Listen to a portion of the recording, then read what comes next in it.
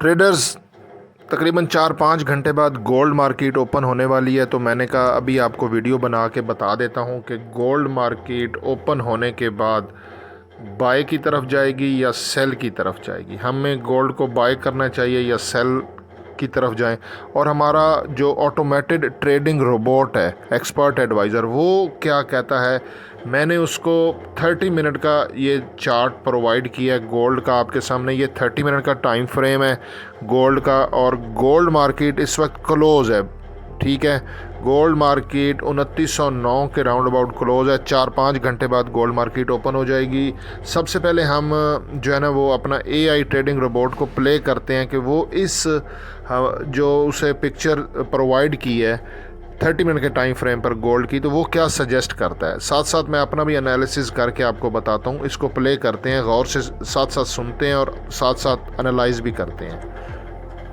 Absolutely. Let's break down this chart and devise a trading plan. Analysis of the chart. Candlestick pattern. The chart shows a mix of green, bullish, and red, bearish candles. There's a significant bearish engulfing pattern visible around the 1800 mark. This is a strong bearish signal, suggesting a potential downtrend. Down trend है जी, इसने down trend suggest कर दी है, bearish Trend. The recent price action indicates a potential downtrend, confirmed by the bearish engulfing pattern. अच्छा जी, ये कह रहा है कि ये जो 30 मिनट की टाइम फ्रेम की कैंडल क्लोज हुई है ना गोल्ड की, ये 30 मिनट का टाइम फ्रेम है। ये देखें, ये रेड कैंडल ने पिछली ग्रीन कैंडल को टोटली इनगल्फ कर दिया है, लेकिन जो मेरा एक्सपीरियंस है, बेरिश इनगल्फिंग कैंडल के बाद एक कंफर्मेशन कैंडल का इंतज़ार करना चाहिए ताकि वो फेक ना हो। अगर बेरिश इनगल्फिंग बन गई ना, अगली एक और 30 मिनट की अगर रेड कैंडल क्लोज हो और उसकी बॉडी क्लोज हो, तो फिर ज़्यादा स्ट्रॉन्ग बेरिश ट्रेंड हो जाएगा। फ़िलहाल बेरिश इनगल्फिंग है और AI ट्रेडिंग रोबोट हमें जो है ना वो यही सजेस्ट कर रहा है कि आप इसको सेल करें, ठीक है। तो इसको प्ले करते हैं। Resistance/support levels.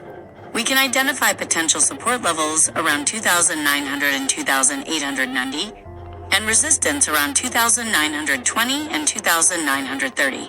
ये देखें जी, 2900 और फिर उसके नीचे ये सपोर्ट है और ऊपर 2920 और 2930, ठीक है। अब 2920 अगर इसके ऊपर रेजिस्टेंस है ना, हम रेजिस्टेंस से सेल करेंगे, बाय की तरफ नहीं जाना, क्योंकि ट्रेंड के अगेंस्ट ट्रेड नहीं करनी।